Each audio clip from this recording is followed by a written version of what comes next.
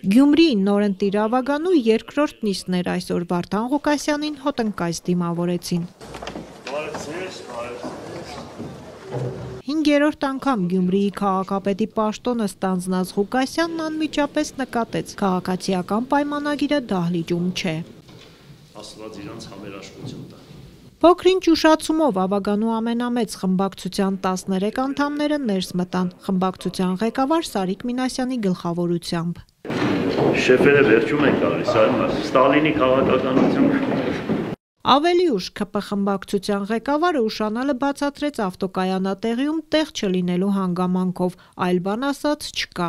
Իսկ Ավագանու նիստում խմբակցությունների ղեկավարներն ու քարտուղարները ներկայացվեցին, հանձնաժողովի նախագահներն ու տեղակալները ընտրվեցին։ ՔՊ-ն որպես ամենամեծ խմբակցություն 2 հանձնաժողով կգլխավորի մեր քաղաքն ու Կոմկուսը մեկական։ Քաղաքացիական պայմանագրի հանձնաժողովի նախագահներն ընտրվեցին Կոմկուսի կողմ ձայների հաշվին, ՔՊ-ն էլ իր հեշտին կողմ քվեարկեց եւ մեր քաղաքը դաշինքի եւ Կոմկուսի հանձնաժողովի նախագահների ընտրությանը։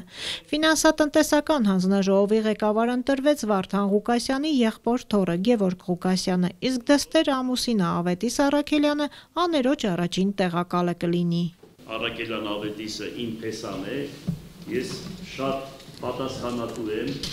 ու շատ պահանջելու եմ իրենից ավելի շատ, քան որևիցե մեկից։ Ավետիս Առաքելյանը նախկին ոստիկան է, ՔՊ-ն նրա թեկնածությանը ձեռնպահ քվեարկեց, Ավագանու 17 անդամ կողմ։ Ավետիս Առաքելյանը մի փոքր հուզված էր, բայց չմոռացավ Աստծո հետ միասին աներոջն էլ շնորհակալություն հայտնել։ Շնորհակալություն եմ հայտնում նախարարինը Տեր Աստծուց, որ կարողացա հասնել այս բարձրաստիճան պաշտոնին, շնորհակալություն եմ հայտնում ինձ կողմ քվեարկած բոլոր ավականների անդամներին, շնորհակալություն եմ հայտնում ձեզանից պարոն քաղաքապետ վստահության եւ առաջադրելու համար։ Նույն ձայներով քաղաքապետի մյուս տեղակալ ընտրվեց Կոմկուսի երկրորդ քարտուղար Գագիկ Մանուկյանը։ Ես շնորհակալություն եմ ուզում հայտնել հատկապես ձեռնպահներին, որ հետագայում կապացուցեմ իմ աշխատանքով, որ այդ ձեռնպահությունը կդառնա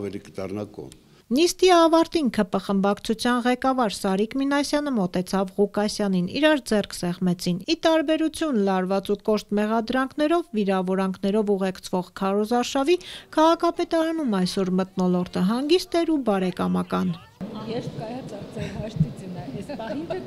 Բայց ես կեշտված չեմ եղել, ընդհանրապես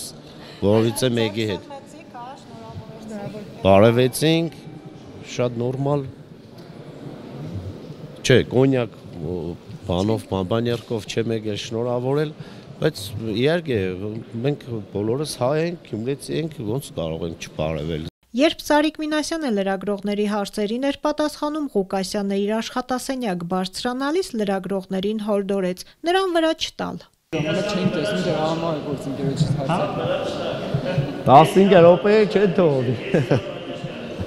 Շնորհակալ եմ, զգացված եմ ընկեր Ղուկասյան։ Վարդան Ղուկասյանը ևս կարևոր համարեց, որ Գյումրիի Ավագանիում ընդդիմություն դարձած ՔՊ-ն նիստերին մասնակցի։ Ծառին քամին ինչի համար է պետք, որպեսզի ուժեղացնի իր արմատները, այսինքն իշքան ընդդիմություն ունենաս, դա առողջ ընդդիմության մասին է խոսքը, դա ավելի քաղաքը կշահի դրանով։ Աշխարհում նմանատիպ ձև են ընտրել, ուրիշ տարբերակ չկա առողջացման, զարգացման։ Միանշանակ կողմնակից եմ։ ՔՊ-ն նիստերին կշարունակի մասնակցել, նրանց մանդատները բավարար են նաև արտահերթ նիստեր հրավիրելու համար։ Բնականաբար մենք մեր լիազորությունները օգտագործելու ենք, այդ հարցերին հետևողական լինելու ենք,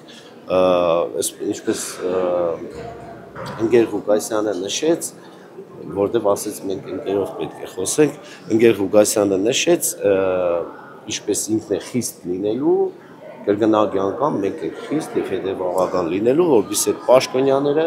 իրենց լիազորությունները եւ պարտականությունները իրականացնեն պատշաճ օրենքի համապատասխան եւ ծառայեն